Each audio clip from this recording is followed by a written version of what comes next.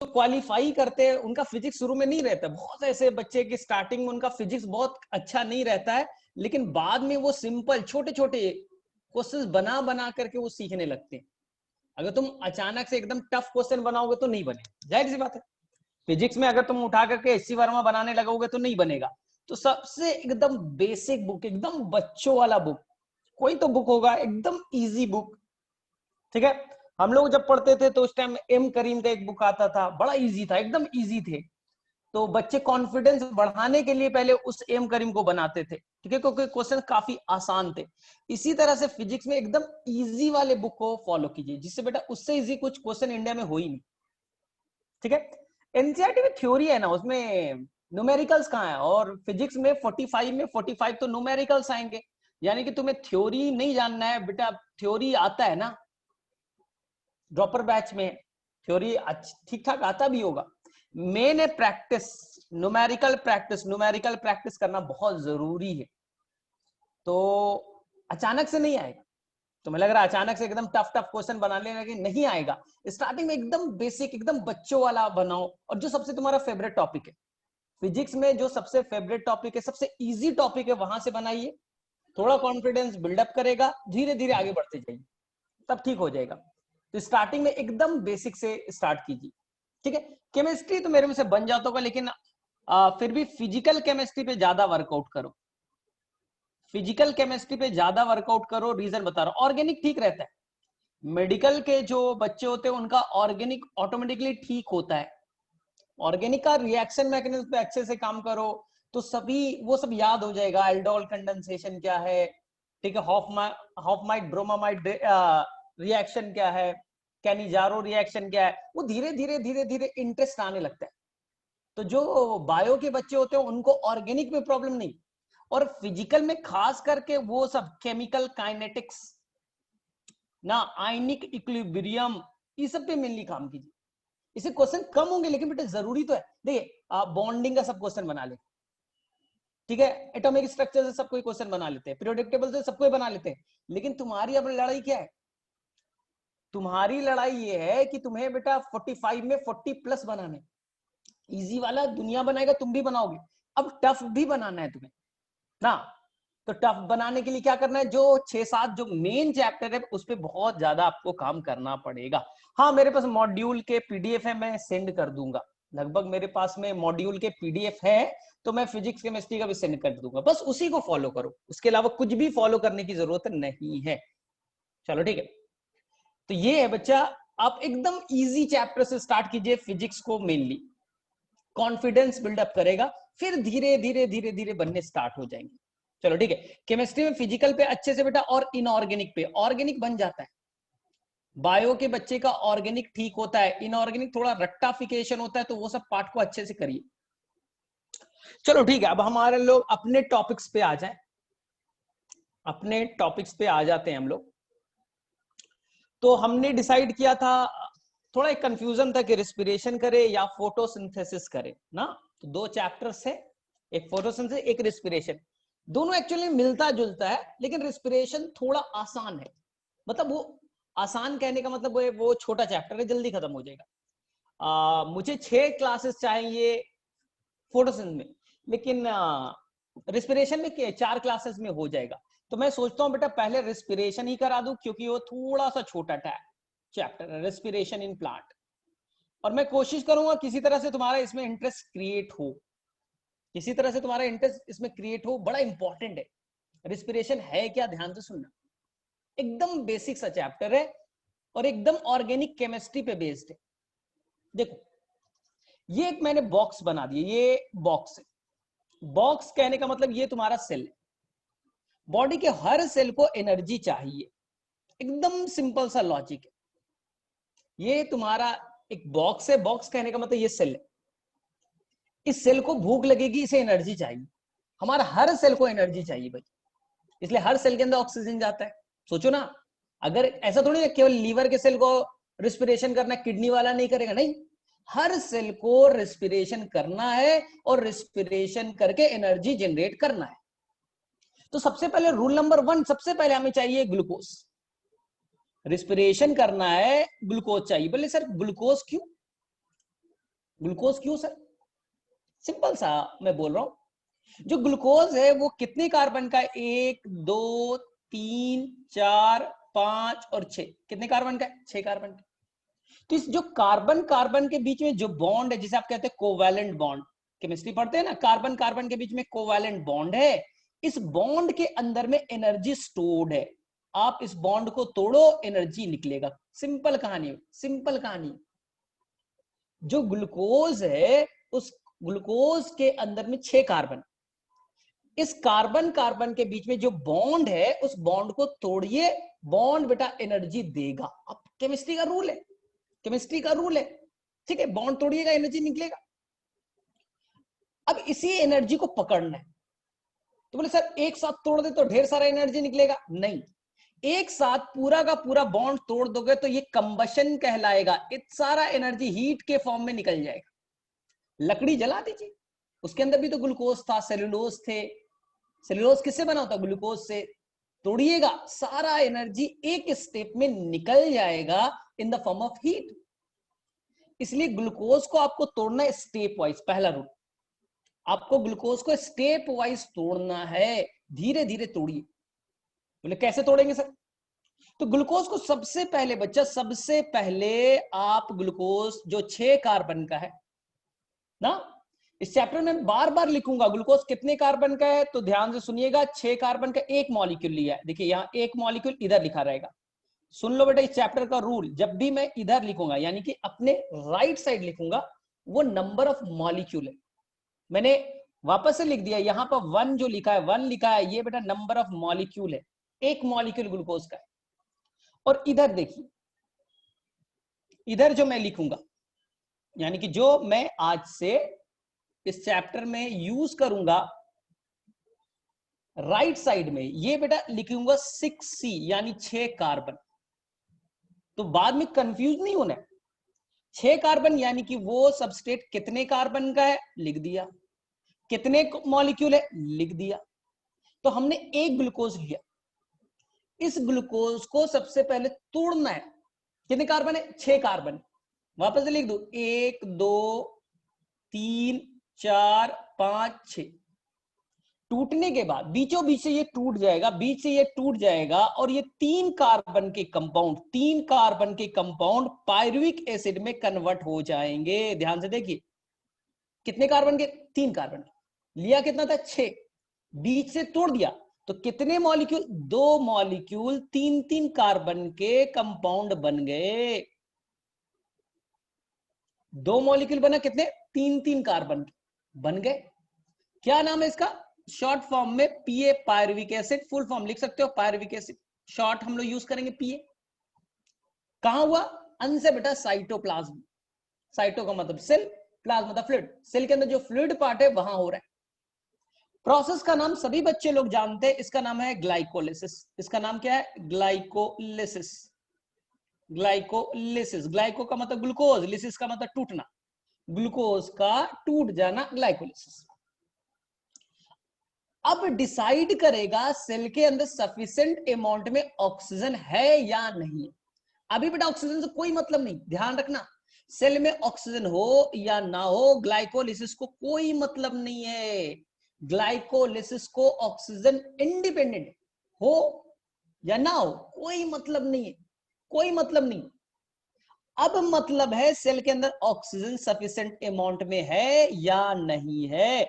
अगर नहीं है, गाड़ी अलग डायरेक्शन में जाएगी। अगर सेल में ऑक्सीजन सफिशिएंट अमाउंट में अवेलेबल है, तो ये कहानी अलग डायरेक्शन में मूव करेगी। ग्लाइकोलिसिस को कोई मतलब नहीं होता, कोई मतलब नहीं उसे ऑक्सीजन। ऑक्सीजन इंडिपेंडेंट है, याद रखिएगा। एरोबिक में भी होगा, एनारोबिक में भी होगा, सब जगह होगा। अगर ऑक्सीजन अवेलेबल है तो this pyruvic acid will inter inside the mitochondria. Mitochondria का ये आउटर मेम्ब्रेन है, सभी बच्चों को आता होगा, इतना तो आता ही है, आउटर मेम्ब्रेन ना। पायरुविक एसिड कहां इंटर करेगा? माइटोकॉन्ड्रिया। लेकिन माइटोकॉन्ड्रिया का इनर मेम्ब्रेन इंपॉर्टेंट है, जिसमें फिंगर लाइक प्रोजेक्शन पाए जाते हैं, जिसे आप कहते हैं क्रिस्टा। सिंगुलर फॉर्म क्रिस्टा कहलाता है, लेकिन एक से ज्यादा क्रिस्टा है इसलिए क्रिस्टी कहते हैं। एक से ज्यादा क्रिस्टा है इसलिए क्रिस्टी कहते हैं। बोले सर फायदा, सरफेस एरिया को बढ़ाने के लिए ये अंदर में फिंगर लाइक प्रोजेक्शन बनाता है। सरफेस एरिया को बढ़ाने के लिए क्यों, देखते। अंदर का जो फ्लूइड है व्हाइट वाला, ये बना रहा हूं, ये मैट्रिक्स है। क्या है? मैट्रिक्स। फ्लूइड पार्ट को मैट्रिक्स कहते हैं। क्लोरोप्लास्ट पढ़िएगा तो स्ट्रोमा वर्ड यूज करेंगे। माइटोकॉन्ड्रिया में इसे कहते हैं matrix. M for mitochondria, M for matrix. बोले ठीक। अब ध्यान से सुन लीजिए, आपने ग्लूकोज कंज्यूम किया, ग्लूकोज 6 कार्बन के थे, साइटोप्लाज्म में टूट गए और बने पायरुविक एसिड। पायरुविक एसिड कितने? 2 मॉलिक्यूल। कितने कार्बन के? तो बोले सर 3 कार्बन के। पहले 6 थे, बीच से तोड़ दिया, 3 अलग हो गए। And the pyruvic acid will enter inside the matrix of mitochondria. Outer membrane cross, inner membrane cross, and matrix में वो इंटर कर गया। याद रहेगा, मैट्रिक्स में वो इंटर कर गया। मैट्रिक्स के अंदर में एक रिएक्शन होगा जिसे एनसीईआरटी मेंशन नहीं करता, मैं उसे बता रहा हूं, उसका नाम होगा लिंक रिएक्शन। लिंक रिएक्शन, ये स्टेप नंबर 2 हो गया मैट्रिक्स ऑफ माइटोकॉन्ड्रिया में, लिंक रिएक्शन। एनसीईआरटी के अकॉर्डिंग लिंक रिएक्शन नहीं है, एनसीईआरटी में लिंक रिएक्शन नहीं है, वहां नाम देगा ऑक्सीडेटिव डीकार्बोक्सिलेशन। एनसीईआरटी में वर्ड आएगा ऑक्सीडेटिव डीकार्बोक्सिलेशन, मैं यूज किया बेटा लिंक रिएक्शन। कहां हुआ? Matrix of mitochondria. बोले सर क्या होता है इस लिंक रिएक्शन में? जो पायरुविक एसिड है वो टूट गया। पायरुविक एसिड है 2 मॉलिक्यूल, वो टूट गए और बन गए एसिटाइल कोएंजाइम ए में। जो पायरुविक एसिड है वो किसमें टूट गया? एसिटाइल कोएंजाइम ए में। बोले सर ये एसिटाइल कोएंजाइम में क्या होता है? एसिटिक एसिड का नाम सुना है? बोले हाँ सुना है। एसिटिक एसिड का नाम सुना है? बोले हाँ। कितने कार्बन का? 2। तो उसी का भाई एसिटाइल कोएंजाइम है, उसी का भाई एसिटाइल कोएंजाइम है। तो यहां पर 3 कार्बन वाले पायरुविक एसिड टूट गए, एक कार्बन छोड़ दिया और बन गए एसिटाइल कोएंजाइम ए। 2 पायरुविक एसिड तो 2 एसिटाइल कोएंजाइम बने। लिंक रिएक्शन कहां हुआ? मैट्रिक्स में। अब तुम्हारे पास कितने एसिटाइल कोएंजाइम है? सर 2। तो 2 बार यहां साइक्लिक रिएक्शन होगा जिसे कहेंगे क्रेब्स साइकिल। क्रेब्स साइकिल कहां हुआ? मैट्रिक्स ऑफ माइटोकॉन्ड्रिया में। ध्यान से सुनना, तुमने एक ग्लूकोज खाया है तो 2 पायरुविक एसिड बने, 2 पायरुविक एसिड। 2 पायरुविक एसिड से बनेगा 2 एसिटाइल कोएंजाइम ए। बोले ठीक। प्रोसेस का नाम लिंक रिएक्शन। 2 एसिटाइल कोएंजाइम ए से 2 बार क्रेब्स साइकिल चलेगा, 2 बार क्रेब्स साइकिल चलेगा। एक एसिटाइल कोएंजाइम है, 1 बार चलेगा। 2 है तो 2 बार चलेगा। ठीक है, तो पूछा जाएगा क्रेब्स साइकिल का साइट कहां है? आंसर करके आइएगा matrix of mitochondria. Krebs cycle का site matrix of mitochondria, link reaction का साइट मैट्रिक्स ऑफ माइटोकॉन्ड्रिया। ठीक है, और ग्लाइकोलिसिस का साइट साइटोप्लाज्म। बोले सर इसके बाद? तो इसके बाद में एक सिंपल सा कहानी सुनो। इस ग्लाइकोलिसिस के दौरान, इस लिंक रिएक्शन के दौरान, इस क्रेब्स साइकिल के दौरान क्या होता है? क्रेब्स साइकिल के दौरान हाइड्रोजन रिलीज होता है। सिंपल सा, क्या रिलीज होता है? हाइड्रोजन। हाइड्रोजन को पकड़ने वाला, हाइड्रोजन को पकड़ा, हाइड्रोजन ग्लूकोज में कितने हाइड्रोजन है? C6H12। हाइड्रोजन को पकड़ा, रिलीज हो गया। हाइड्रोजन को पकड़ने वाला कुछ होता है NADH एंड H+। कुछ सब्सटेंस आएगा जिसका नाम होगा NADH और H+, और इसी का एक छोटा भाई होगा जिसका नाम होगा FADH2। FADH मत लिख दीजिएगा, FADH2। बोले सर कितना NADH कितने FADH2 बनेंगे? तो कहानी एकदम सिंपल है। ग्लूकोज के अंदर में C6H12O6 है, 12 हाइड्रोजन है, तो 12 बार हाइड्रोजन रिमूव होगा। किसके हेल्प से? NADH लेकर के जाएगा। और FADH2 लेकर के जाएगा। बोले सर कहां ले जाएगा? स्टेप नंबर 4 में ले जाएगा, जिसका नाम है ETS, इलेक्ट्रॉन ट्रांसपोर्ट सिस्टम, जो इनर मेम्ब्रेन ऑफ माइटोकॉन्ड्रिया पे लोकेटेड है। इनर मेम्ब्रेन ऑफ माइटोकॉन्ड्रिया पे लोकेटेड है ETS नाम का चेन। तो ओवरऑल आपके रेस्पिरेशन 4 पार्ट्स में हो गए। इसी चीज को मैं फिर से वापस से एक फिगर के फॉर्म में क्लियर कर देता हूं, फिगर के फॉर्म में क्लियर कर देता हूं, एकदम क्लियर है। मैंने बोला आपको सिंपल सा दिमाग में क्या सेट करना है, ये एक सेल है, बॉक्स बना दो, ये सेल, ठीक। एक ग्लूकोज ले लीजिए C6H12O6, कितने हाइड्रोजन है बड़ा इंपॉर्टेंट है, आगे में इसी पे पूरा कहानी है। हाइड्रोजन 12 है, 12 को टारगेट कीजिए, ठीक। कार्बन कितने? 6, तो लिख दीजिए ब्रैकेट में 6 कार्बन। कितने मॉलिक्यूल? तो मॉलिक्यूल लिया है सर, एक मॉलिक्यूल ग्लूकोज का 1 हो गए। स्टेप नंबर 1, सबसे पहले साइटोप्लाज्म में ये ग्लूकोज टूटेगा और बनाएगा 2 molecule of pyruvic acid, short form में PA लिख देता हूं, फुल फॉर्म बेटा पायरुविक एसिड। कितने कार्बन का? तो ब्रैकेट में लिख दीजिए 3 कार्बन का। प्रोसेस का नाम सभी को आता है, स्टेप नंबर 1 सभी को आता है, क्या नाम? ग्लाइकोलिसिस। साइट पूछा जाएगा, जगह पूछा जाएगा, साइटोप्लाज्म। कोई ऑक्सीजन पे डिपेंडेंसी नहीं है, हो या ना हो रहा है। अब पायरुविक एसिड के पास डिपेंडेंसी है कि ऑक्सीजन अगर मौजूद है प्लस O2, अगर सेल में सफिशिएंट ऑक्सीजन अवेलेबल है प्लस O2, तो ये पायरुविक एसिड अब बिना वेट किए हुए माइटोकॉन्ड्रिया के आउटर मेम्ब्रेन को क्रॉस करेगा, माइटोकॉन्ड्रिया के इनर मेम्ब्रेन को क्रॉस करेगा, और ये पहुंचेगा माइटोकॉन्ड्रिया के फ्लूइड पार्ट में, जिसे आपको मैंने बताया था मैट्रिक्स। तो ये पायरुविक एसिड जो है वो पहुंच गया कहां? मैट्रिक्स ऑफ माइटोकॉन्ड्रिया में। 2 मॉलिक्यूल ऑफ पायरुविक एसिड, कितने कार्बन के? 3। मेरे अकॉर्डिंग ये पायरुविक एसिड 3 कार्बन का था, वो अब जाएगा एक रिएक्शन में जिसे कहते हैं लिंक रिएक्शन। लिंक रिएक्शन में क्या होगा? 2 पायरुविक एसिड थे, 2 एसिटाइल कोएंजाइम बन गए।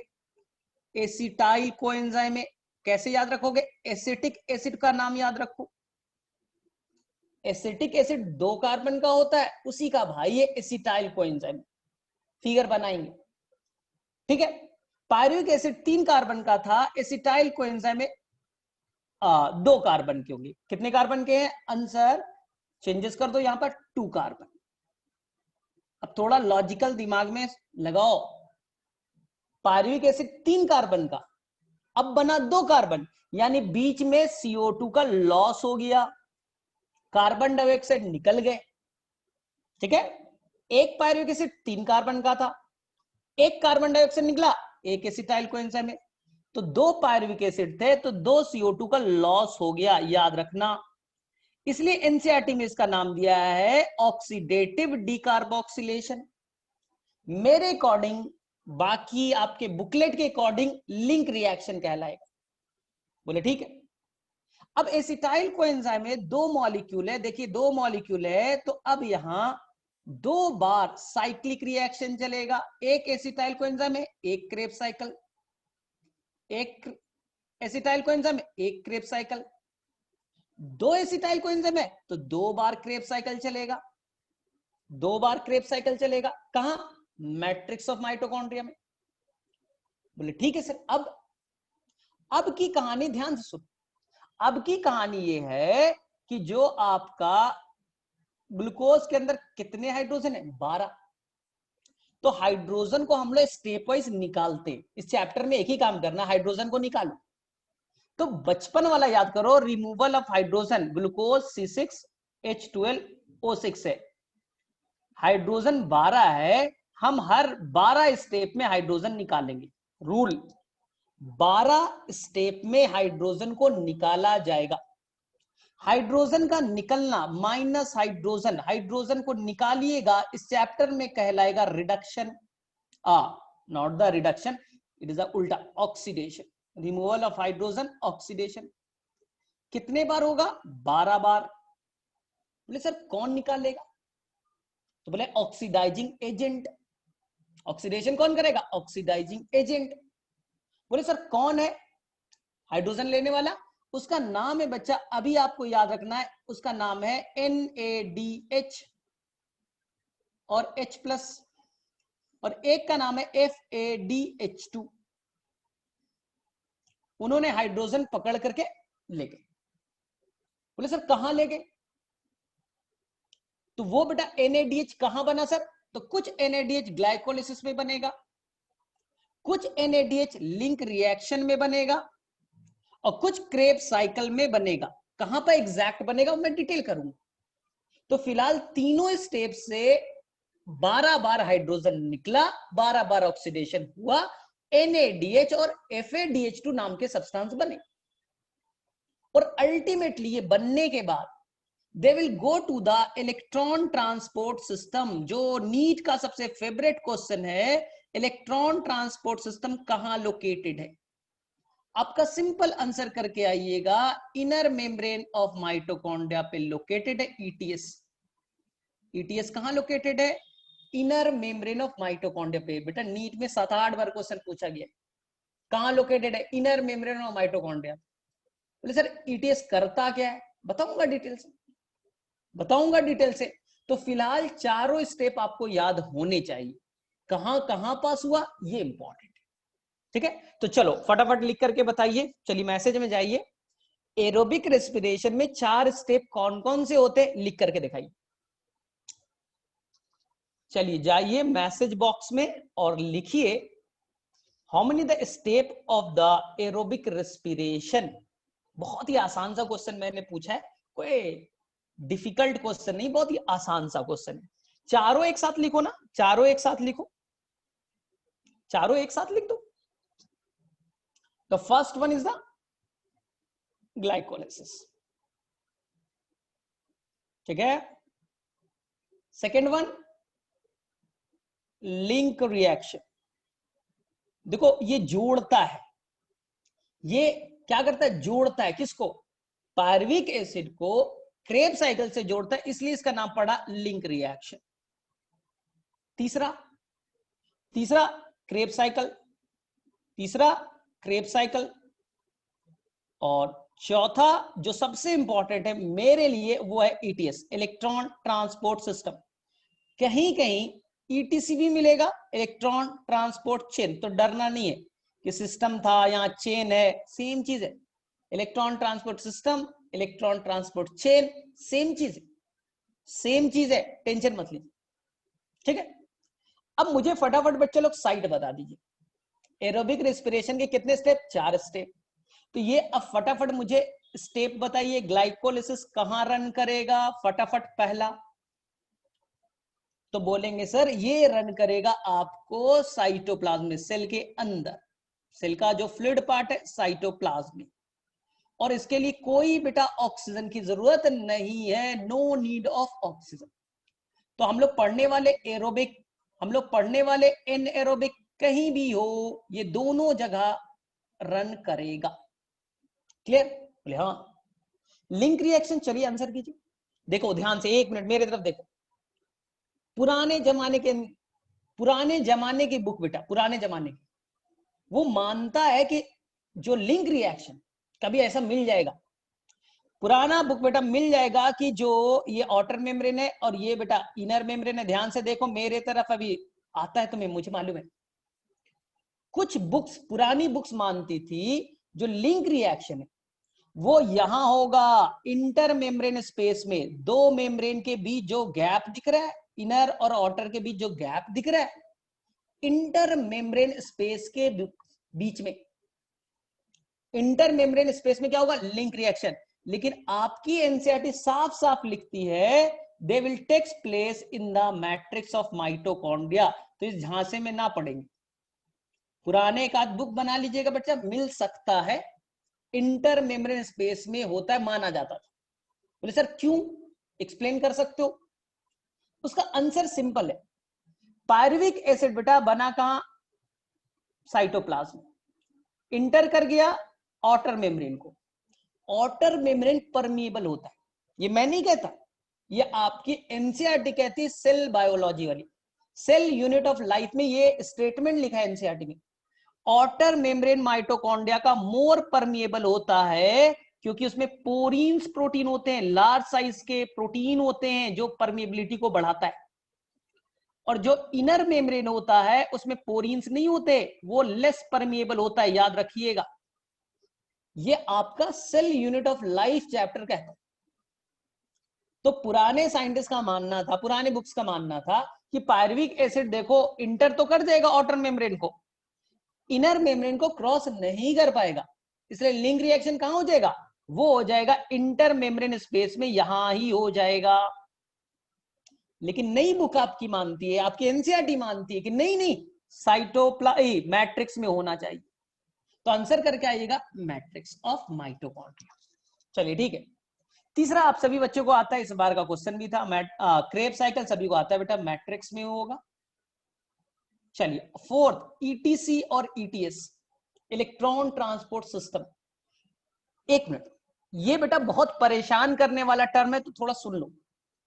कहीं भी बेटा लाइफ में ईटीएस वर्ड आएगा, ये इधर देखो, स्क्रीन को देखो अच्छे से, कहीं भी ईटीएस वर्ड आएगा तो याद रखना बेटा, ईटीएस या ईटीसी को चलाने के लिए मेम्ब्रेन की जरूरत पड़ती है।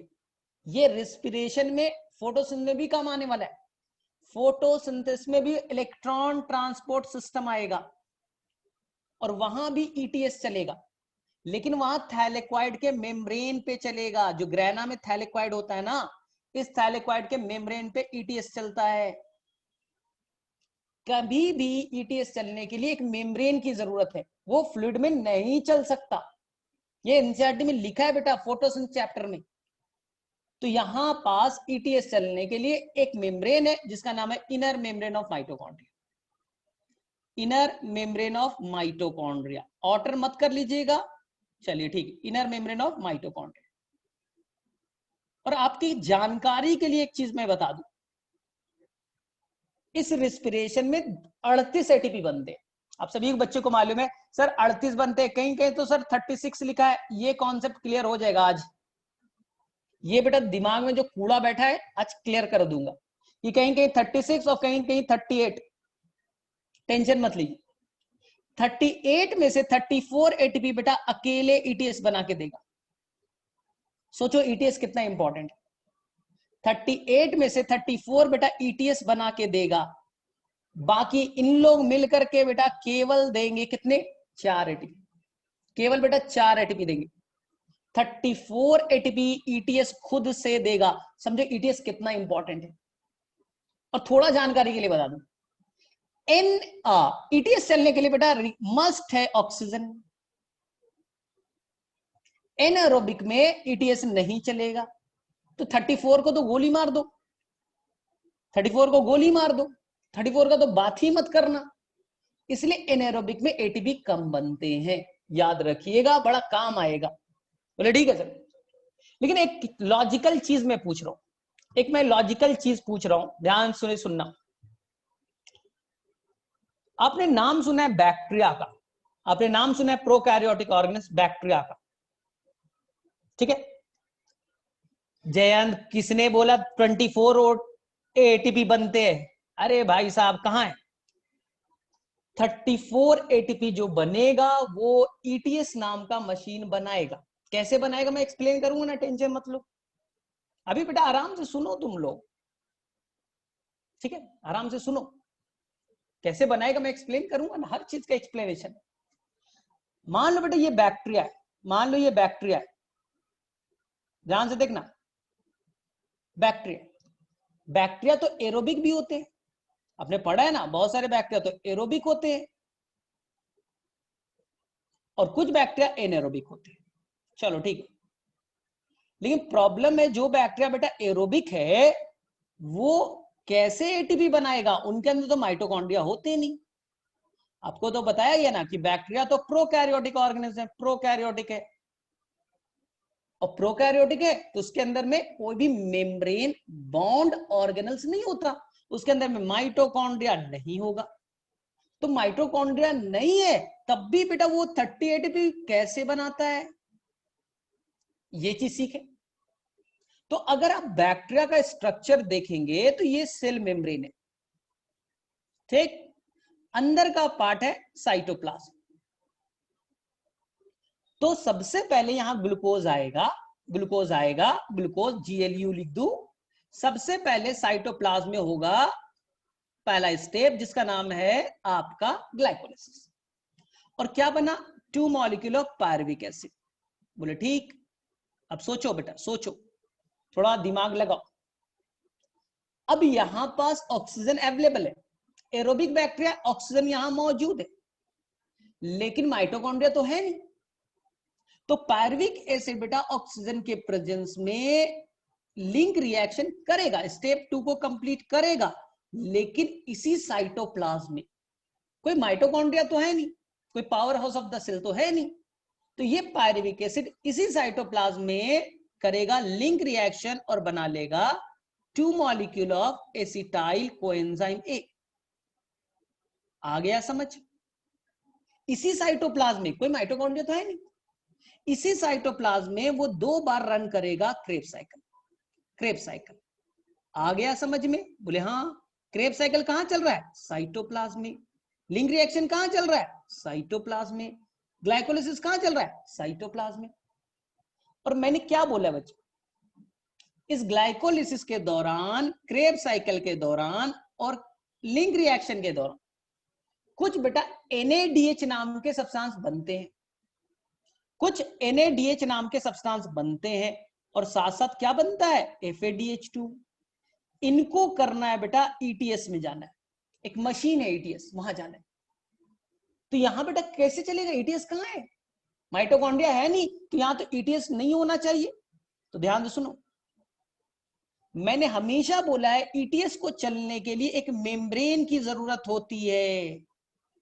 ETS को चलने के लिए बेटा मेम्ब्रेन की जरूरत होती है, और जो बैक्टीरिया है उसके पास एक ही मेम्ब्रेन है। जो बेटा बैक्टीरिया है वो 2 मेम्ब्रेन से कवर्ड नहीं है, सिंगल इनवेलप सिस्टम होता है, एक ही मेम्ब्रेन है जिसका नाम है प्लाज्मा मेम्ब्रेन। अब देखिएगा यही प्लाज्मा मेम्ब्रेन बेटा तो कुछ फोल्डेड फॉर्म में होता है, जिसे आपकी NCERT cell unit of life उसे कहता है बेटा मीजोजोम। उसी को आपकी एनसीईआरटी क्या कहता है बेटा? मीजोजोम। ये चैप्टर 8 में गिवन है। अंदर की तरफ फोल्डेड है, देखिए ना, इस तरह क्रिस्टी की तरह नहीं है बेटा, क्रिस्टी की तरह है। यही मीजोजोम पे होगा ETS नाम का मशीन। ये मीजोजोम 3 तरह के शेप के अकॉर्डिंग, इसी पे कौन लोकेटेड है? ETS नाम का मशीन। लेकिन अगर पेपर में आ गया बैक्टीरिया में ETS कहां होता है, और ऑप्शन में मीजोजोम ना हो, ऑप्शन में मीजोजोम ना हो, तो बेटा आप आंसर कर दीजिएगा प्लाज्मा मेम्ब्रेन, क्योंकि मीजोजोम प्लाज्मा मेम्ब्रेन का ही तो एक्सटेंडेड फॉर्म है। तो कई बार मीजोजोम नहीं देगा, आपको आंसर करके आना ETS का है प्लाज्मा मेम्ब्रेन पे। अगर बेटा मीजोजोम है तो बेटर आंसर, इसलिए मीजोजोम को हम लोग इक्विवेलेंट टू माइटोकॉन्ड्रिया कहते थे। जो काम माइटोकॉन्ड्रिया में, जो काम हमारे अंदर माइटोकॉन्ड्रिया करता है, बैक्टीरिया में वो काम मीजोजोम करता है, क्योंकि ETS है और ETS 34 ATP बनाता है। तो मेरे में से यहां तक कोई कंफ्यूजन नहीं होना चाहिए, एकदम सिंपल सा मैंने एनसीईआरटी के अकॉर्डिंग सारे कॉन्सेप्ट दे दिए। चलो मेरे में से सभी को क्लियर है, कोई बच्चा यहां तक कंफ्यूज तो नहीं है? हाँ, शेप अलग होने की वजह से फंक्शन डिफरेंस होते, अरे बहुत सारा काम करना है, इसे रेप्लिकेशन भी करना है, सिक्रीशन भी करना है, सेप्टम भी बनाना है, एटीपी भी बनाना है। एक काम एटीपी बनाना था, बाकी काम भी तो है, रेप्लिकेशन कराना है, अभी सेल वॉल फॉर्मेशन करना है, सिक्रीशन करना है। हमने केवल पढ़ लिया कौन? हमने ETS के बारे में पढ़ा और नहीं पढ़ा। चलो ठीक है, ठीक है। अब चलो ठीक है, यहां तक क्लियर है? किसी बच्चे को कोई कंफ्यूजन नहीं होना चाहिए। देखो बेटा, ये चैप्टर है लॉजिकल, जब तक तुम्हारा लॉजिक को पिक नहीं करोगे आगे में डिफिकल्टी होती जाएगी। तो चलो, एक चीज आपने सीखा, लेकिन अब तुम सेकेंड चीज बोल सकते हो कि शायद सेल के अंदर ऑक्सीजन ना हो। मान लो तुम्हारे सेल के अंदर ऑक्सीजन नहीं है, ये तुम्हारा सेल है, दिस इज द सेल, और सेल के अंदर ऑक्सीजन नहीं है। अगर सेल के अंदर ऑक्सीजन नहीं है तो ग्लूकोज का कैसे टूटेगा? ग्लूकोज कैसे टूट करके एनर्जी देगा? उसकी कहानी पढ़ते। अगर सेल के अंदर ऑक्सीजन नहीं है, ये C6H12O6, बोले ठीक। कितने कार्बन? कार्बन को हम हमेशा लिखते हैं राइट साइड। कितने मॉलिक्यूल? एक मॉलिक्यूल हमेशा लिखेंगे लेफ्ट साइड। आ गया। अब ये ग्लूकोज टूटेगा। सेल में ऑक्सीजन हो ना हो क्या फर्क पड़ता है? ग्लूकोज तो टूटेगा टूटेगा। किसमें टूट जाएगा? 2 मॉलिक्यूल ऑफ पायरुविक एसिड। ठीक है, 2 molecule of pyruvic acid, Pa। कितने कार्बन के? 3, इसलिए 3 × 2 क्या हो गया? 6। बैलेंस है हमारा। प्रोसेस का नाम आप बच्चों को मालूम है, ग्लाइकोलाइसिस। अब ध्यान से सुनना, अगर सेल के अंदर में सफिशिएंट अमाउंट में ऑक्सीजन अवेलेबल नहीं है, अगर सेल के अंदर में सफिशिएंट अमाउंट में ऑक्सीजन अवेलेबल नहीं है तो एरोबिक वाला पार्ट छोड़ दे। अब सेल में ऑक्सीजन नहीं है, इसी को बच्चा हम लोग इन एरोबिक रेस्पिरेशन कहते हैं। अगर ऑक्सीजन नहीं है, इसे हम लोग इन एरोबिक रेस्पिरेशन कहते हैं। और बैक्टीरिया फैक्ट्रिया यानी कि माइक्रोब्स इसे फर्मेंटेशन कहता है। माइक्रोब्स फर्मेंटेशन कहेगा, हम एनएरोबिक कहेंगे, हायर एनएरोबिक कहेगा, बैक्टीरिया फैक्ट्रिया फर्मेंटेशन कहेगा। तो ऑक्सीजन यहां पर नहीं है -O2, तो हमें 2 तरह के फर्मेंटेशन दिखेंगे। आपके अंदर होगा एनएरोबिक कहिएगा, अब फर्मेंटेशन वर्ड मत यूज कीजिएगा। जिसे हम लोग 2 वर्ड में कहते हैं फर्मेंटेशन के नाम पे। एक हो जाएगा अल्कोहल बनाने के लिए, तो आपको मालूम है इथाइल अल्कोहल फर्मेंटेशन, और इधर होगा बच्चा, एक होगा लैक्टिक एसिड फर्मेंटेशन, जो दही बनाने वाला बैक्टीरिया होता है, लैक्टिक एसिड फर्मेंटेशन। ठीक है, हमारे अंदर भी होता है, हम फर्मेंटेशन नहीं कहेंगे, एनारोबिक कहते थे। बोले ठीक है। अब ऑक्सीजन नहीं है सर, इथाइल अल्कोहल फर्मेंटेशन कैसे होगा? Can you explain? और सर इसमें हमने पढ़ा है सर केवल 2 ही एटीपी बनता है, क्या ये बेटा ये सही है? मैं बताऊंगा। क्या सर 2 ही एटीपी बनेगा? क्यों सर 2 ही एटीपी क्यों बनता है? वहां तो 38 बना था। 19 गुना बेटा, 19 टाइम्स वो बेटर है। सोचिए 19 गुना बेटा, यहां 2 एटीपी बन रहा है, वहां 38 एटीपी बन रहा है, 19 टाइम्स बेटर है एरोबिक। लैक्टिक एसिड बोलेगा मैं भी 2 एटीपी बनाऊंगा, लेकिन इसमें बहुत एक स्वीट सा क्वेश्चन बनाया था नीट के एग्जाम में इन दोनों के डिफरेंस के ऊपर, तो ध्यान से देखेंगे। तो सबसे पहले अभी का टॉपिक है, हम लोग इथाइल अल्कोहल फर्मेंटेशन का थोड़ा सा डिटेल पढ़, थोड़ा सा बेटा केमिस्ट्री से पढ़ ले, ठीक है। फिर लैक्टिक एसिड पढ़ लेंगे, फिर दोनों में थोड़ा कंपैरिजन कर लेंगे, हो जाएगा। बोले सर ठीक है। सर ईस्ट जो है इथाइल अल्कोहल फर्मेंटेशन करता है, कैसे करता है? चलिए यही पढ़ते, यही टॉपिक हमारा। तो ध्यान से बेटा थोड़ा केमिस्ट्री, ऑर्गेनिक केमिस्ट्री का दिमाग खोलो, ऑर्गेनिक केमिस्ट्री हम लोग चलाएंगे। बोले ठीक है। ये आराम से एक ग्लूकोज लिख दो, C6H12O6। बोले ठीक। कितने कार्बन? 6 कार्बन। बोले ठीक है सर, यहां तक क्लियर? 1 मिनट, 6 कार्बन लिख दो अच्छे से, 6 कार्बन। ठीक। सबसे पहले ग्लाइकोलिसिस हुआ, स्टेप नंबर 1 ग्लाइकोलिसिस, और बना बेटा पायरुविक एसिड। अब मुझे पायरुविक एसिड का फॉर्मूला लिखना पड़ेगा, तब आसान लगेगा ये स्ट्रक्चर। पायरुविक एसिड का फॉर्मूला होता है CH3C डबल बॉन्ड OCOOH। इसे बेटा कीटो एसिड आप कह सकते हो। देखो कीटो एसिड है ना, कीटोन भी है और कार्बोक्सिलिक एसिड भी है, इसलिए पायरुविक एसिड को कीटो एसिड भी कहते हैं। कीटोन भी है, एसिड भी है। कितने कार्बन गए? तो देख लो बेटा, काउंट कर लो, 3 कार्बन दिख रहे हैं? बोले हाँ सर दिख रहे हैं। कितने मॉलिक्यूल बनेंगे ऐसे से? 2 बनेंगे। अगर तुम्हें लगता है बेटा फार्मूला भी लिखना है, लिख लीजिए। अगर तुम्हें लग रहा है बेटा फार्मूला लिखना है, लिख लीजिए। ये क्या हो गया बेटा? Pyruvic acid. लिख देता हूं कि बाद में कुछ ड्रामा ना करो, सर ऐसे तो नहीं हुआ था। ये लिख दीजिए पायरुविक एसिड। बोले ठीक। अब जो मैं बोलूंगा ध्यानपूर्वक सीखिए। सेल में ऑक्सीजन नहीं है, सेल में ऑक्सीजन है नहीं, फंगस है, यूनिसेलुलर, ऑक्सीजन नहीं।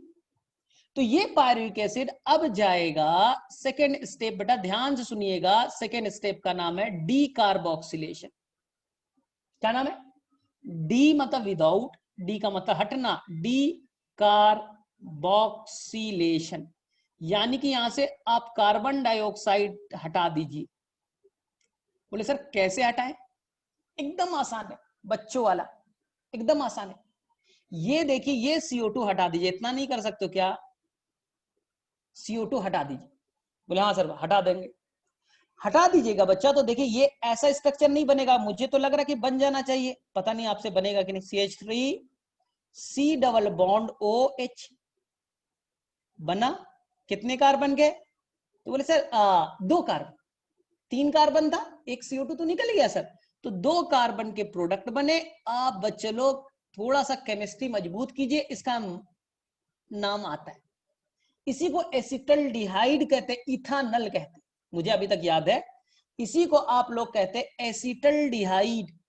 एसिटल डिहाइड, आई थिंक मैं करेक्ट। एसिटल्डिहाइड इसी को कहते हैं, या बेटा इथानल कहते हैं। इथानॉल नहीं, इथानल। बोले ठीक है।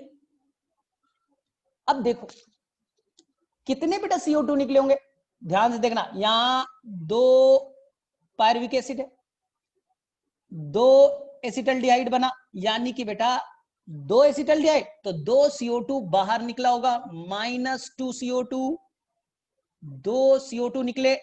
बोले हाँ सर एकदम याद हो गया। अरे यही CO2 निकलता है, अल्कोहल बनेगा अभी, वो बाद में। CO2 निकला, पफी स्ट्रक्चर बेटा जो केक में, याद करो केक वेक बनता है, तो यही CO2 हल्की गैस से बाहर निकलेगा।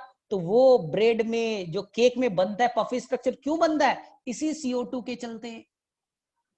ठीक है, बोले ठीक है सर। अब नेक्स्ट स्टेप, अब स्टेप नंबर 3 को याद कीजिए। स्टेप नंबर 3, बोले क्या है सर स्टेप नंबर 3? इसका नाम है रिडक्शन। इसका नाम है रिडक्शन। और इस चैप्टर में हाई फाई नहीं है बेटा। रिडक्शन ऑक्सीडेशन का सिंपल मीनिंग, रिडक्शन मतलब एडिशन ऑफ हाइड्रोजन, हाइड्रोजन का जुटना, रिडक्शन। हाइड्रोजन जोड़ दीजिए। बोले सर कैसे जोड़े? जोड़ने तो नहीं आता है, चलो वो भी सिखा देता हूं। तो यहां पर देखिए ये CH3 है, रिडक्शन में हाइड्रोजन को जोड़ना है। ये देखिए ये कार्बन डबल बॉन्ड O है, और ये H है, ये एसिटल्डिहाइड है। बोले हाँ कितने कार्बन के? 2 कार्बन। कितने मॉलिक्यूल? 2 मॉलिक्यूल। हाइड्रोजन केवल जोड़ना है ना? बोले हाँ। जो कार्बन डबल बॉन्ड है, ध्यान से देखिए, जो कार्बन डबल बॉन्ड है उसको तोड़िए। कार्बन जो डबल बॉन्ड है, यहां पर देखिए ध्यान से, कार्बन जो डबल बॉन्ड है यहां से तोड़ा। बोले ठीक। और तोड़ने के बाद कार्बन डबल बॉन्ड है यहां पास, आप डबल बॉन्ड था ऑक्सीजन से, एक H यहां टिका दीजिए, और एक H और आप नीचे की तरफ टिका दीजिए।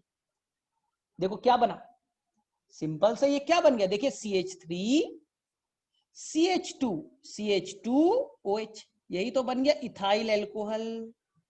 सिंपल यही ना लिखते हैं हम लोग, CH3 CH2OH। अब बन करके तैयार हो गया 2 molecule of ethyl alcohol. Problem solve.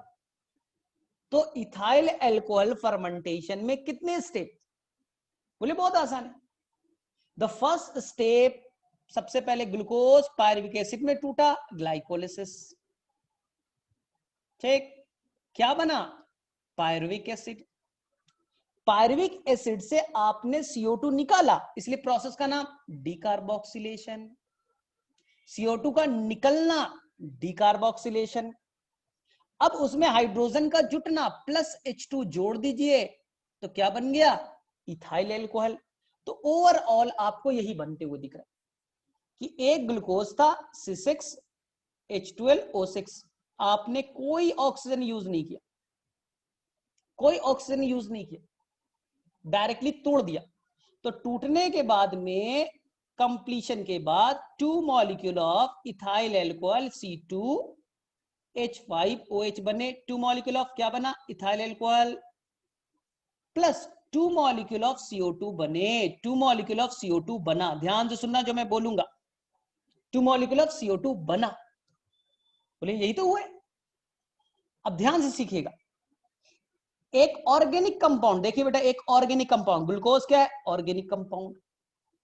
टूट करके एक इथाइल एल्कोहल, 2 मॉलिक्यूल क्या बना? इथाइल एल्कोहल, ये भी ऑर्गेनिक कंपाउंड है। और CO2 इनऑर्गेनिक है, CO2 इनऑर्गेनिक है।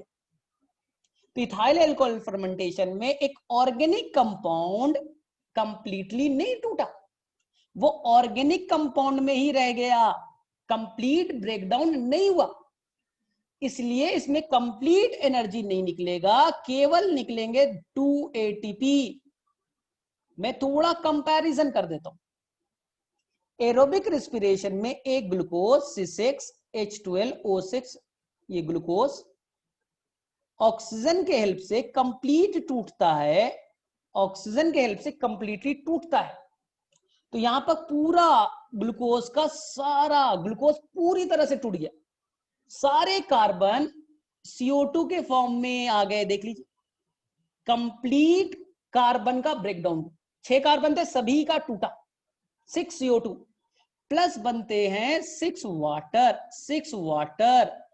तो देखिए ध्यान से, एक ऑर्गेनिक सब्सटेंस कंप्लीट टूट रहा है, कंप्लीटली इनऑर्गेनिक में। CO2 क्या है? इनऑर्गेनिक।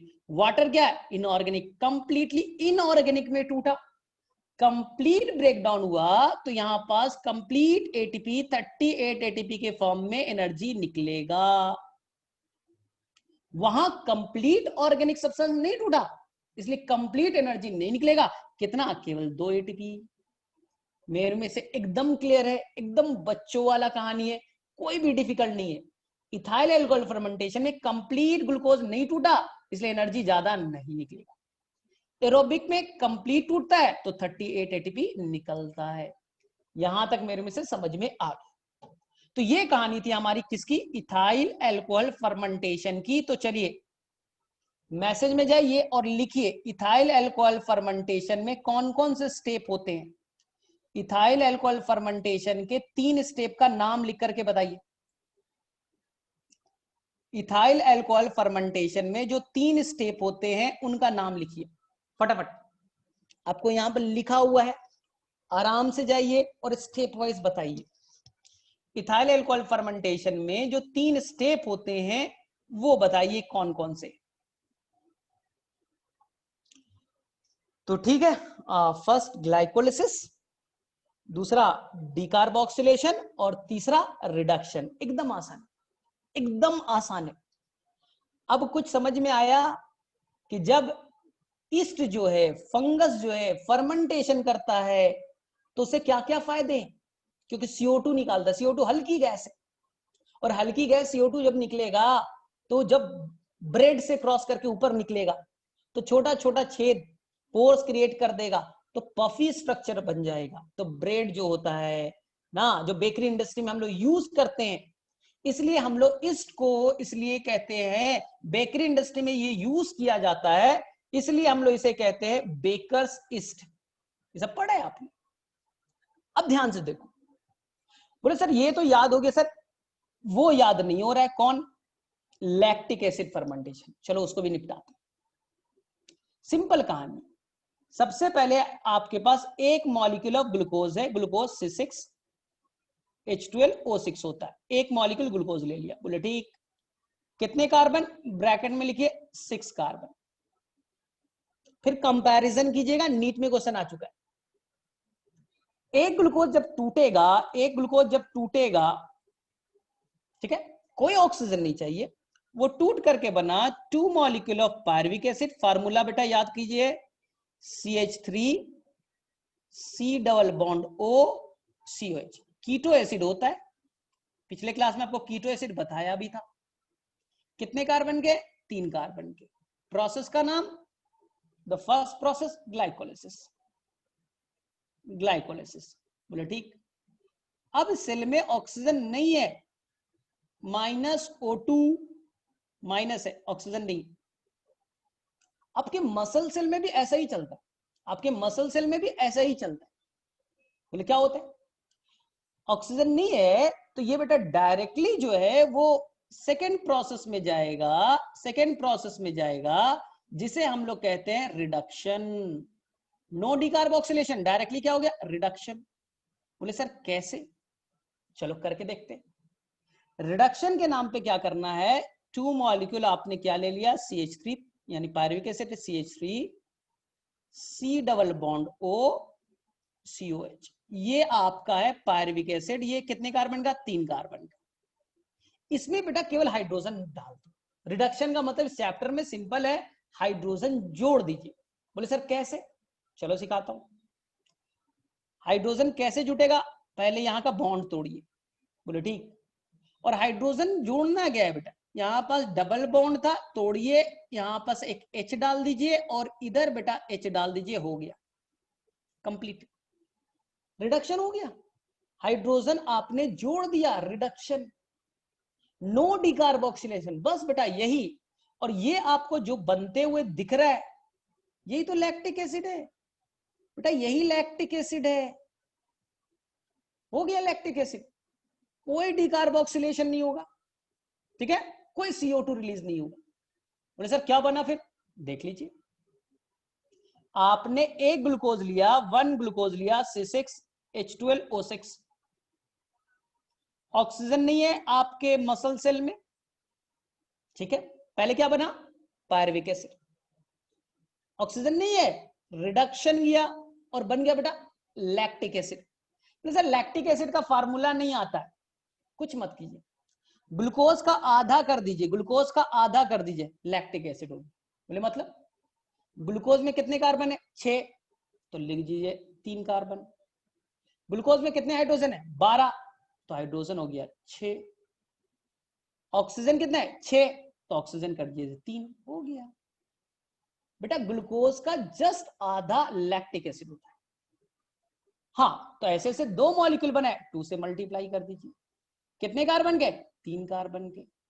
अब मुझे बताइए, एक ऑर्गेनिक सब्सटेंस, ध्यान से सुनना, एक ऑर्गेनिक सब्सटेंस, ग्लूकोज क्या है, organic,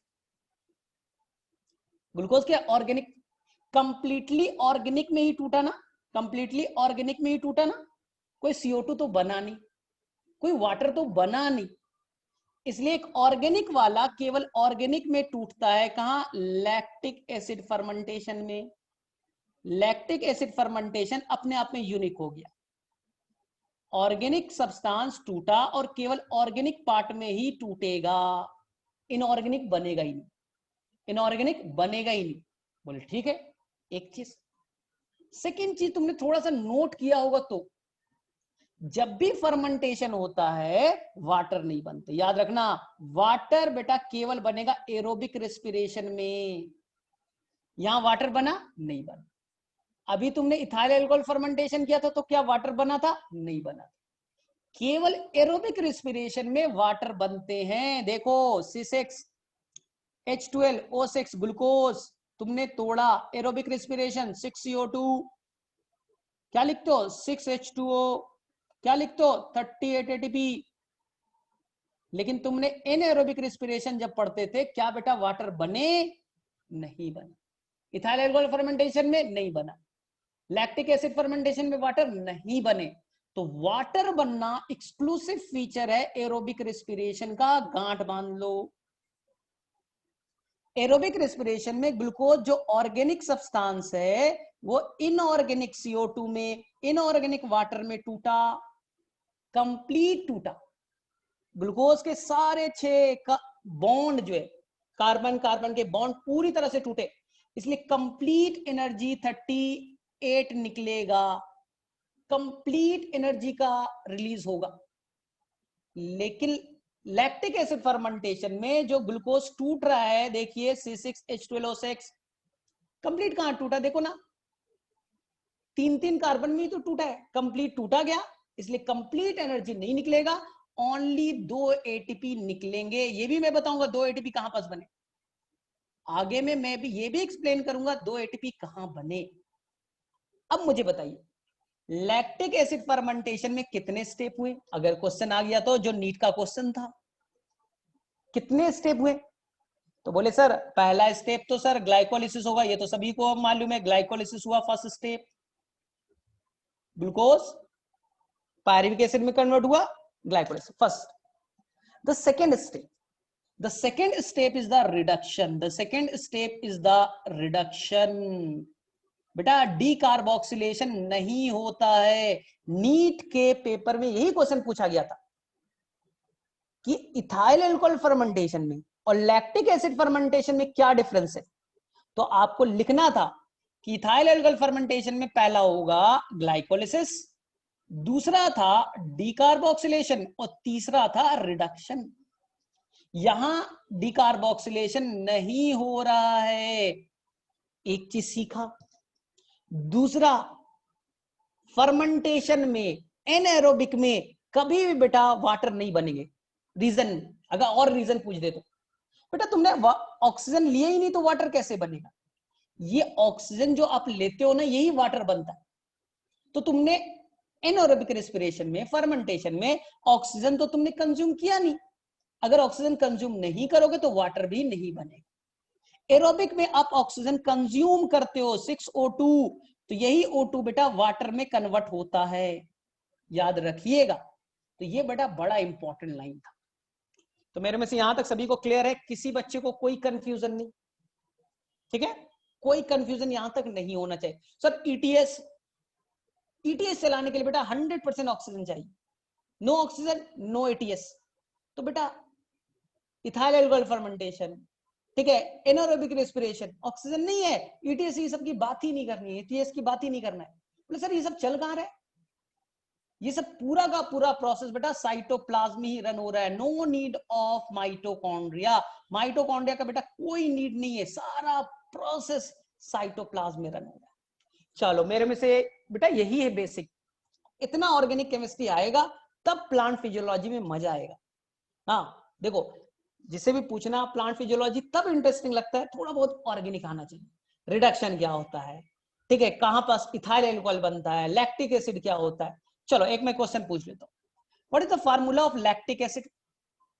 what is the formula of lactic acid? चलो लिख करके दिखाइए तो, what is the formula of lactic acid? बहुत ही आसान सा है, what is the formula of lactic acid? तो बोले सर कुछ नहीं, ग्लूकोज का आधा कर दो, ग्लूकोज का आधा लैक्टिक एसिड, ठीक है, ग्लूकोज का आधा कर दीजिए, लैक्टिक एसिड बन जाएगा, ठीक है। और पायरुविक एसिड का आपको स्ट्रक्चर याद होना चाहिए, तभी आप रिडक्शन डिकार्बोक्सिलेशन आसानी से कर सकते हैं, ये याद रखिएगा। चलिए फिर भी मैं पूछ लेता हूं, चलो बेटा फिर भी मैं पूछ लेता हूं, ये बताइए कि कोई बैक्टीरिया है, बैक्टीरिया के अंदर में ईटीएस कहां चलेगा? बैक्टीरिया एरोबिक रेस्पिरेशन कर रहा है, एजेटोबैक्टर, बीजरनेकिया बताया था ना, एरोबिक नेचर के होते हैं। राइजोबियम में बेटा एरोबिक नेचर का होता है, तो वो ईटीएस नाम का साइकिल कहां चलेगा, ईटीएस नाम का मशीन कहां चलाएगा?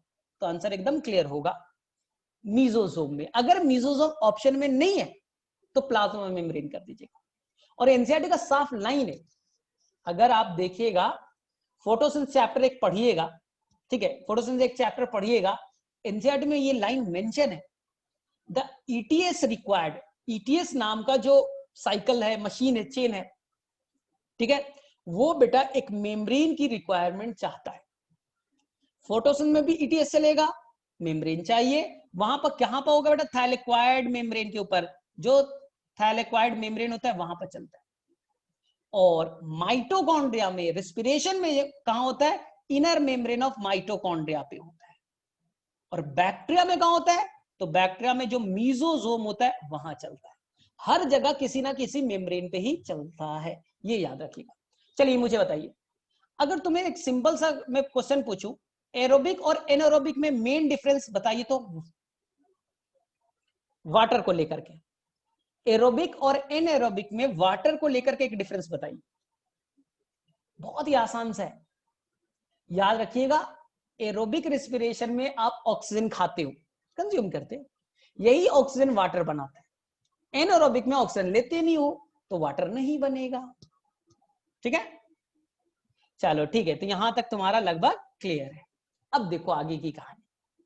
सभी बच्चे को कंफ्यूजन होता है सर, ये ग्लूकोज है ना सर, ये देखिए ये C6H12O6, ये तो हमने सर बचपन में पढ़ा था 6O2, लेकिन सर कंफ्यूजन कहां है?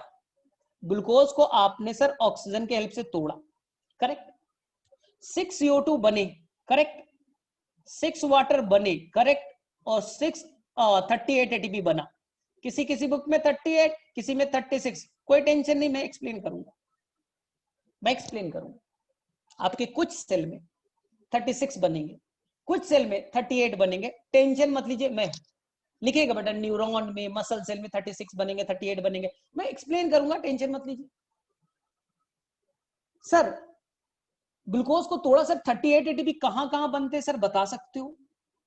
ये सबसे डिफिकल्ट क्वेश्चन, सबसे डिफिकल्ट क्वेश्चन है कि रेस्पिरेशन के दौरान में जो 38 ATP बनते हैं वो किस किस स्टेप पे बनते हैं। ग्लाइकोलाइसिस में कितना बनता है, लिंक रिएक्शन में कितने बनते हैं, और बेटा क्रेब्स साइकिल में कितना बनता है, ETS में कितना बनता है, ये सबसे कंफ्यूजिंग पॉइंट। CO2 कहां पर बनते, थोड़ा आसान है, और सर 6 वाटर बनते, वो कहां बनते, ग्लाइकोलाइसिस में कितने वाटर, लिंक रिएक्शन में कितने वाटर, क्रेब्स साइकिल में कितने वाटर।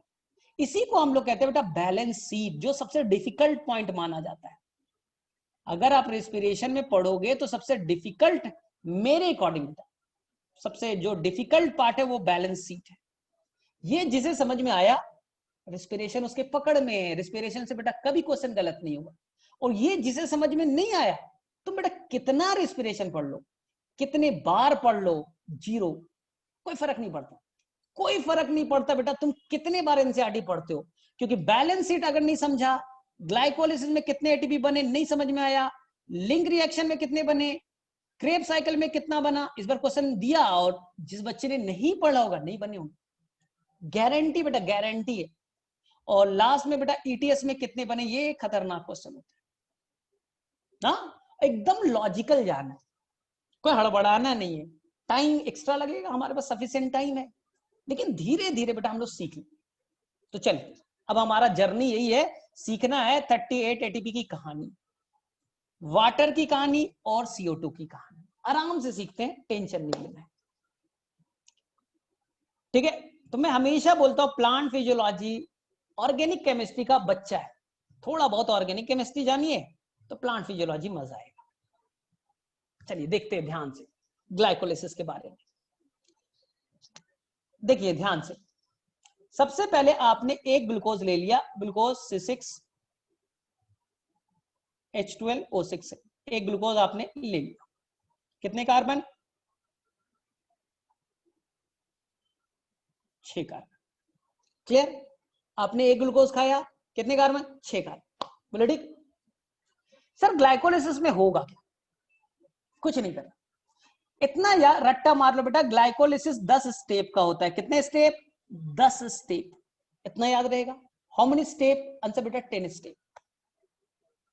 इस 10 स्टेप में ना 2 स्टेप ऐसे होंगे जहां पास आप एटीपी खर्च कीजिएगा, 2 स्टेप में, यानी कि एक स्टेप में 1 एटीपी, 2 स्टेप में 2 एटीपी खर्च किया जाएगा।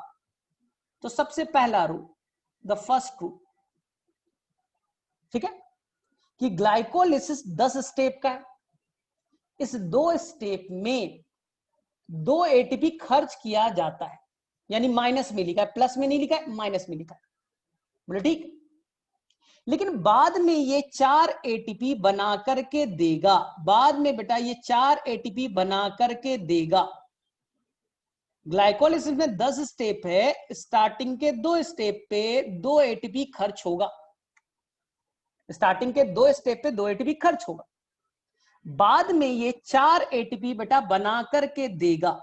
कैसे देगा, कैसे देगा, इस 4 एटीपी बनाने का मैकेनिज्म हम लोग डिटेल से पढ़ेंगे, जिसे कहते हैं SLP, सिंपल से भाषा में सीखो, SLP क्या होता है। तो ग्लूकोज एक सबस्ट्रेट है, C6H12O6। ग्लूकोज एक सबस्ट्रेट है, ग्लूकोज एक सबस्ट्रेट है। इस सबस्ट्रेट के अंदर एनर्जी होगा। इस सबस्ट्रेट अगर ये ग्लूकोज डायरेक्टली बचा, देखो एटीपी बनाने के दो मैकेनिज्म मैं बताऊंगा, एक होगा SLP और एक होगा बेटा OP। इस पूरे चैप्टर में दो वर्ड आने वाले, एक SLP और एक आएगा OP। तो जो ATP electron transport system ETS नाम का मशीन बनाएगा उसे OP कहेंगे। जो एटीपी ETS नाम का मशीन बनाएगा, इलेक्ट्रॉन ट्रांसपोर्ट सिस्टम नाम का मशीन बनाएगा, उसे हम लोग OP कहेंगे। ठीक है, ऑक्सीडेटिव फॉस्फोराइलेशन। और जो एटीपी ETS के हेल्प से ना बने, ETS के हेल्प से ना बने, उसे हम लोग SLP कहेंगे। बस इतना याद रखिए। वो भी समझ में नहीं आया तो ये याद रखिए, SLP में क्या होगा, जो सबस्ट्रेट है, मैं सबस्ट्रेट हूं ना, मेरे पास बॉन्ड है, बॉन्ड को तोड़िएगा, उस दौरान एनर्जी निकल सकता है, उस दौरान बेटा एनर्जी निकल सकता है। मैं सबस्ट्रेट हूं, मेरे पास एनर्जी है, मैं एटीपी बनाने में इन्वॉल्व हो जाऊंगा। तो नाम में लिखा है SLP, substrate level phosphorylation. Directly substrate ATP बनाए SLP, ETS बनाएगा उसे कहेंगे OP। इस चैप्टर में दो वर्ड पे ध्यान दीजिएगा, एक SLP और एक होगा OP। बोले ठीक है। तो फिलहाल के लिए मैंने आपको दो तीन चीज बताई। ग्लाइकोलिसिस कहां रन करेगा, साइटोप्लाज्म। ग्लाइकोलिसिस एक ग्लूकोज टूट करके बनेंगे 2 molecule of pyruvic acid, 2 molecule of pyruvic acid. एक ग्लूकोज टूटेगा और 2 मॉलिक्यूल पायरुविक एसिड बनेंगे। बोले ठीक, 2 मॉलिक्यूल ऑफ पायरुविक एसिड बनेंगे। इस दौरान 10 स्टेप होगा। क्वेश्चन नंबर 1 कितने स्टेप का है, आंसर लिख लेना 10 स्टेप। चलो ठीक है, कहां चला, साइटोप्लाज्म में। इस 10 स्टेप में स्टार्टिंग में कुछ पैसा खर्च करना पड़ेगा। यानी आप कुछ बिजनेस स्टार्ट किए तो पहले इन्वेस्ट कीजिए, तब वो बेटा रिटर्न देगा आपको। तो आपने इन्वेस्ट करने के नाम पे 2 एटीपी माइनस में मैंने लिख दिया, वो खर्च कर लिया। आपने स्टार्टिंग में 2 रुपए खर्च किए, बोले ठीक है। बाद में वो बिजनेस आपको 4 एटीपी देगा, यानी कि बेटा 2 रुपए सुबह में खर्च किए और शाम तक बेटा 4 रुपए कमा लिए, तो नेट गेन कितना हो गया, बोले 2। नेट गेन कितना बचा, 2 एटीपी। अब समझ में आया। लेकिन इस ग्लाइकोलिसिस के दौरान एक बड़ा इनोवेटिव रिएक्शन होगा। बोले ये क्या है सर, इनोवेटिव। इनोवेटिव कहने का मतलब है इस ग्लाइकोलिसिस के दौरान जो बेटा हाइड्रोजन है, कितने टोटल हाइड्रोजन है, 12। ये दिख रहा है कितने हाइड्रोजन है, 12। इस हाइड्रोजन को निकाला जाएगा। ग्लाइकोलिसिस के दौरान क्या होता है, सिंपल, ये जो हाइड्रोजन 12 है, इसमें से 2 हाइड्रोजन को निकाला जाएगा। बोले सर कौन निकालेगा, निकालने के लिए आएगा एक सब्सटेंस है जिसका नाम है NAD+। वो आएगा ग्लूकोज के पास बैठेगा और बोलेगा आपके पास हाइड्रोजन है, ऐसा कीजिए मुझे 2 हाइड्रोजन दे दीजिए, तो 2 NAD+ आए। हाइड्रोजन ले लेंगे और वो कन्वर्ट हो जाएंगे 2 मॉलिक्यूल ऑफ NADH और H+ में, 2 मॉलिक्यूल ऑफ NADH और H+ में। सिंपल सी कहानी है, कोई डिफिकल्ट नहीं। NAD+ आया, ग्लूकोज में हाइड्रोजन थे, उसे बोले बस अभी मुझे 12 नहीं चाहिए, मुझे बस 2 दे दो। 2 ले लिया और कन्वर्ट हो गया NADH और H+ में।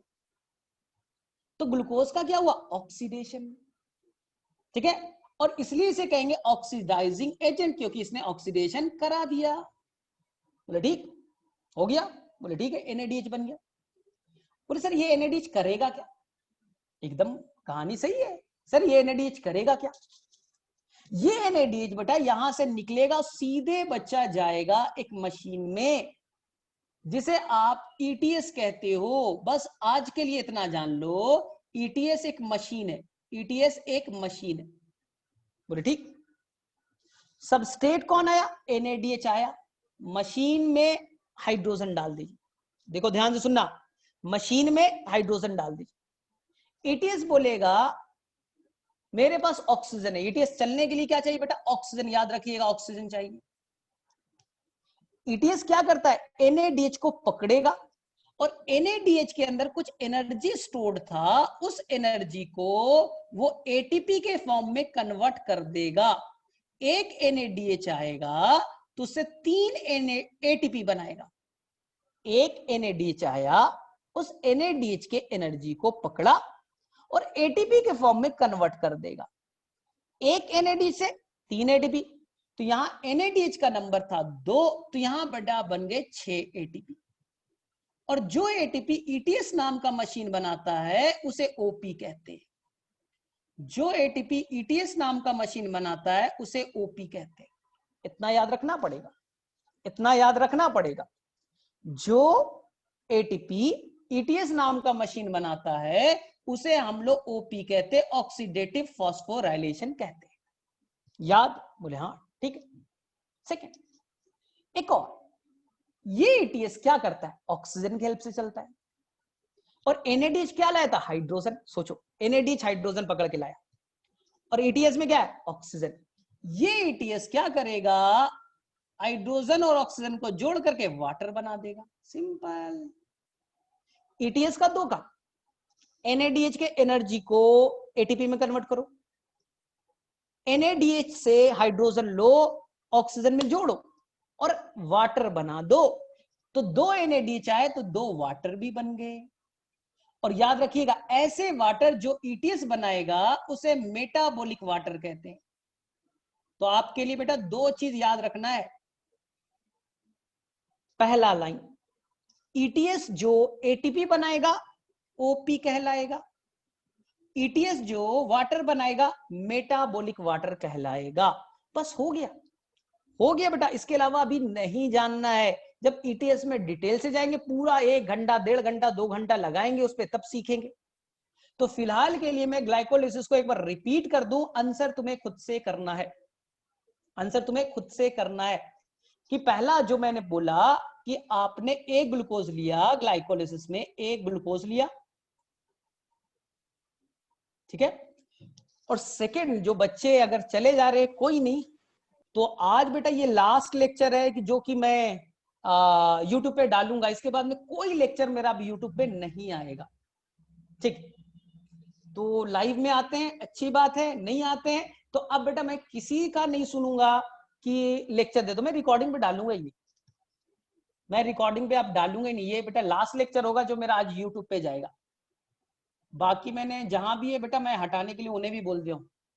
चलो ठीक है, फिर कोई सीरियस लेगा नहीं तो आप लोगों को भी लगेगा सर हम लोग लाइव करते हैं, हमारा कोई वैल्यू नहीं है। तो बेटा ये लास्ट लेक्चर है, चलो ठीक है। तो मैंने ग्लाइकोलिसिस में क्या बोला? ग्लाइकोलिसिस सिंपल है, एक ग्लूकोज जो है वो टूट करके बना 2 molecule of pyruvic acid, 2 molecule of pyruvic acid. 1 glucose 6 carbon का है, वो टूट करके बना 2 मॉलिक्यूल ऑफ पायरुविक एसिड, ठीक है। पहला लाइन। सेकेंड, आप बताइएगा जो ग्लाइकोलिसिस है टोटल कितने स्टेप के? बहुत ही आसान से आपसे पूछा है, बताइए फटाफट। जो ग्लाइकोलिसिस नाम का प्रोसेस है कितने स्टेप का है? क्वेश्चन आएगा तो बोले सर बहुत ही आसान, चलिए आंसर कीजिए। तो बोले सर अभी तो बताया कि जो ग्लाइकोलिसिस है वो सर 10 स्टेप का है, तो यहां लिख देता हूं, ये क्वेश्चन एक बनता है 10 स्टेप। बोले ठीक। सेकेंड, ग्लाइकोलिसिस कहां रन करता है? चलिए सेकेंड क्वेश्चन बताइए, ग्लाइकोलिसिस कहां रन करता है? मैट्रिक्स ऑफ माइटोकॉन्ड्रिया, साइटोप्लाज्म में, या बेटा स्ट्रोमा ऑफ क्लोरोप्लास्ट में, कहां रन करता है? तो याद रखिएगा they will run in the cytoplasm, ठीक है। ये भी आता है मालूम है। और चलिए बच्चा, ग्लाइकोलिसिस को रन करने के लिए कितने ऑक्सीजन मॉलिक्यूल चाहिए? ग्लाइकोलिसिस को रन करने के लिए कितने ऑक्सीजन मॉलिक्यूल चाहिए? तो बोले सर ऑक्सीजन नहीं चाहिए, ऑक्सीजन इंडिपेंडेंट है, no need of oxygen, no need of oxygen, oxygen की जरूरत नहीं है, ठीक है। इसलिए आपकी एनसीईआरटी बच्चा इसे कहती कॉमन पाथवे। अगर आप एनसीईआरटी में ग्लाइकोलिसिस ढूंढिएगा तो उसे कहेंगे कॉमन पाथवे, यानी ये एरोबिक में और एनारोबिक दोनों जगह होता है, इसलिए कॉमन पाथवे कहते हैं। बहुत ही आसान। एरोबिक ऑक्सीजन है तब भी होगा, एनारोबिक ऑक्सीजन नहीं है तब भी होगा, इसलिए इसे कॉमन पाथवे भी कहते हैं।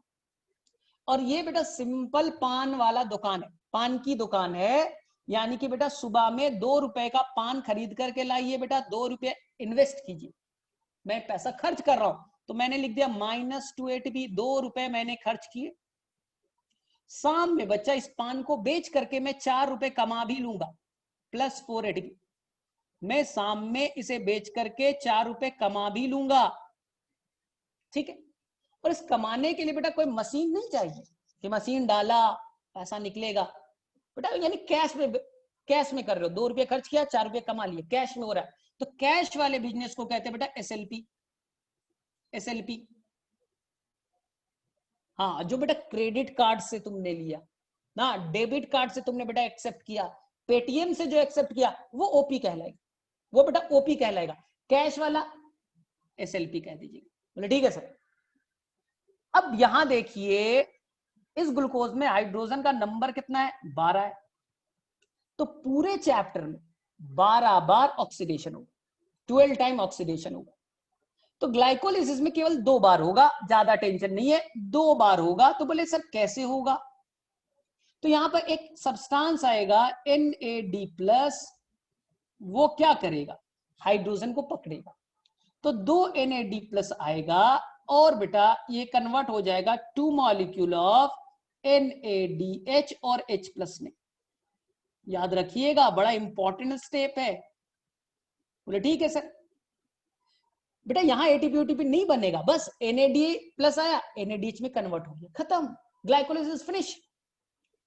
बोले सर अब ये NAD जो है वो बेटा जाएगा एक मशीन में। मशीन को सिंपल लैंग्वेज में जानिए, डायरेक्टली ये क्वेश्चन आ जाता है। ये बेटा मशीन है जिसका नाम है ETS या ETC, जो कहना चाहो, तुम्हें जो बेटर लगता है बोल सकते हो। लेकिन ETS को चलने के लिए बेटा ऑक्सीजन चाहिए, ऑक्सीजन चाहिए, ऑक्सीजन को पकड़े हुआ है। NADH आएगा और अपना हाइड्रोजन दे देगा, ले बेटा ले, ETS हाइड्रोजन में दे देता हूं, तुम्हारे पास ऑक्सीजन है, लो बेटा ये बना देगा वाटर। याद रखना, हाइड्रोजन को ऑक्सीजन में जोड़ दिया, वाटर बन गए। 2 मॉलिक्यूल यहां पास आए थे NADH, तो 2 वाटर बन गया। वाटर को कहते हैं बेटा मेटाबॉलिक वाटर। याद रखिएगा, ऐसा वाटर जो ETS बनाए नाम होगा मेटाबॉलिक वाटर। बोले ठीक है सर, करेक्ट।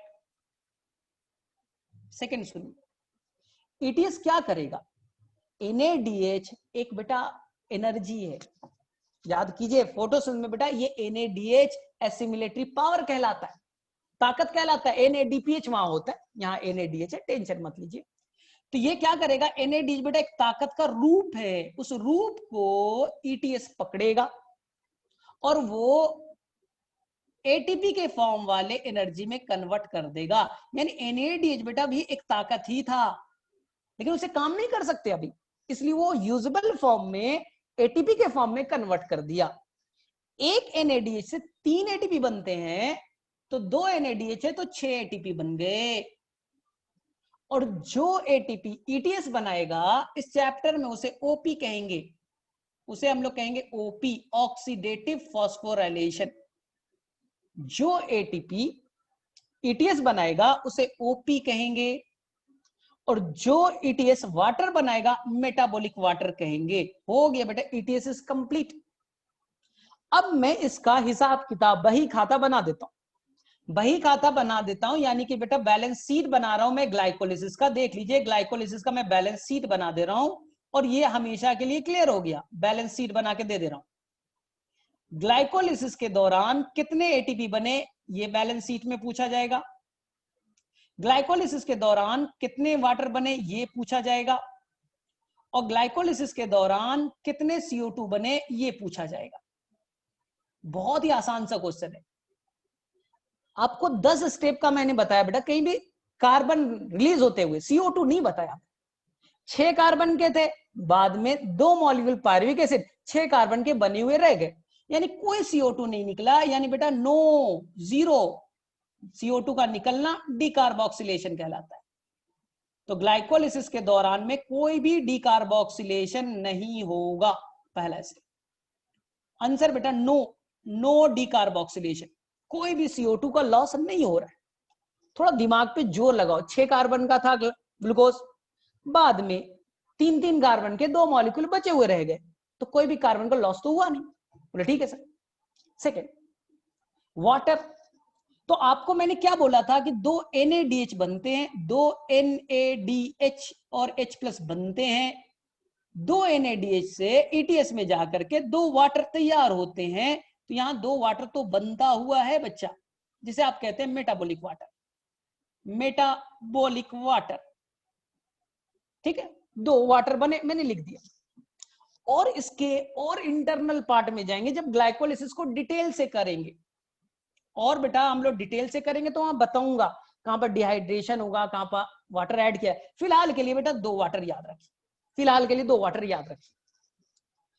तीसरा, एटीपी बनना है 2 तरीके हमारे पास है, एक है SLP और एक है OP।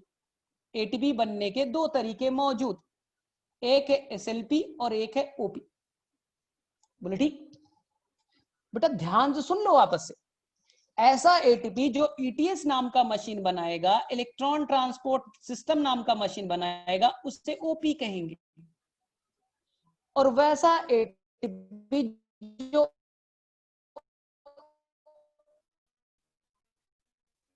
ETS नहीं बनाएगा, SLP कहेंगे।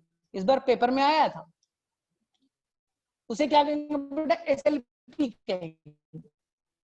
ठीक, तो तुम्हारे, ठीक है, आवाज लैग करेगा, मैं वापस से रिपीट कर दे रहा हूं, ठीक है, ध्यान से सुनो। जो एटीपी ETS बनाएगा उसे OP कहेंगे, और वो एटीपी जो ETS नहीं बनाएगा उसे SLP कहेंगे, उसे SLP कहेंगे। तो वो एटीपी जो ETS नाम का मशीन बनाएगा OP कहेंगे। 2 बने थे बेटा, 2 NaDH थे तो 6 एटीपी बने, 6। SLP से कितना बना था याद करो, SLP से कितने बने थे? तो बोले सर 4, 4, 6 और 4 कितने होते हैं? आंसर बेटा 10, 6 और 4 कितने हो गए? 10। एटीपी टोटल बना 10। लेकिन बच्चा 2 एटीपी स्टार्टिंग में पैसा खर्च भी तो हो गया था, इन्वेस्टमेंट में 2 एटीपी खर्च भी हुए थे, तो टोटल तो बन गए 10 एटीपी, टोटल 10 एटीपी बन गए, मैं गलत नहीं बोल रहा हूं। लेकिन 2 एटीपी आपके खर्च हो गए थे, -2 एटीपी, तो ओवरऑल ग्लाइकोलिसिस में आपके बनेंगे 8 एटीपी। कितने एटीपी बनेंगे? 8 एटीपी बनते हुए दिखेगा। ठीक है, मेरे में से क्लियर है, कोई इश्यू नहीं है? आवाज आ रहा है या लैग कर रहा है अभी भी? 1 मिनट,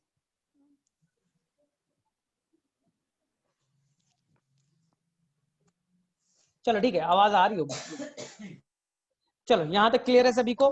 तो ग्लाइकोलिसिस फटाफट बेटा, चलो अभी क्वेश्चन पूछ लेता हूं, मैं 5 क्वेश्चन पूछ लेता हूं। चलो ठीक है, तो मैं फटाफट आपसे क्वेश्चन पूछ ही लेता हूं कि ये बताओ सबसे पहले कि ग्लाइकोलिसिस के दौरान में, ग्लाइकोलिसिस के दौरान में कितने बार डीकार्बोक्सिलेशन होता है, कितने बार CO2 बनते हैं? चलिए फटाफट पहला क्वेश्चन, ग्लाइकोलिसिस के दौरान में कितने बार CO2 बनते हैं यानी डीकार्बोक्सिलेशन होता है? ग्लाइकोलिसिस के दौरान में कितने बार CO2 बनते हैं यानी डीकार्बोक्सिलेशन होता है? तो आंसर हो जाएगा, आंसर हो जाएगा 0, आंसर इज द 0, पहला। सेकंड, ग्लाइकोलिसिस के दौरान में कितने वाटर बनते हैं ETS के थ्रू, जिसे आप मेटाबॉलिक वाटर कहते हैं? आंसर हो जाएगा बेटा 2, मेटाबॉलिक। ग्लाइकोलिसिस के दौरान में कितने एटीपी बनते हैं, उसे मैं बाइफरकेट कर देता हूं। एटीपी बनने के 2 तरीके, SLP और OP। चलिए दोनों का बताइए, SLP से कितने, OP से कितने?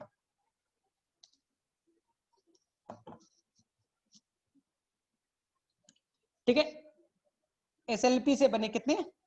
आंसर 4, और ओपी से बने कितने 6 और 4 हो गए 10 एटीपी। लेकिन स्टार्टिंग में आपने 2 एटीपी खर्च कर दिया था, -2 एटीपी हो गए, तो नेट हो गया बेटा 2 एटीपी। चलिए ठीक है।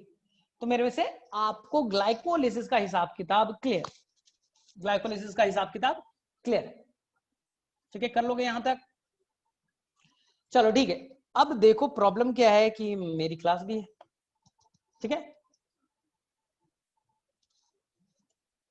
10 - 2 880, चलो ठीक 880 क्लियर। तो हम लोग यही पास आज ब्रेक करते हैं, यही पास हम लोग छोड़ते हैं, क्योंकि मेरी क्लास, क्योंकि अभी मैं जाऊंगा तो फिर क्रेब साइकिल वाला समझाने में और टाइम निकल जाएगा, ठीक है। तो कोई नहीं, हम लोग आगे में ग्लाइकोलिसिस से ही अगले क्लास में कंटिन्यू करेंगे, टेंशन नहीं है, ठीक है, टेंशन नहीं है। हम लोग ग्लाइकोलिसिस करेंगे, लिंक रिएक्शन करेंगे, क्रेब साइकिल करेंगे, पूरा डिटेल से करते चले जाएंगे। चलो ठीक है, तो आज हम लोग यहीं पास छोड़ देते हैं। लेकिन मैंने जैसा बोला है, तो अगले क्लास में मैं कोशिश करूंगा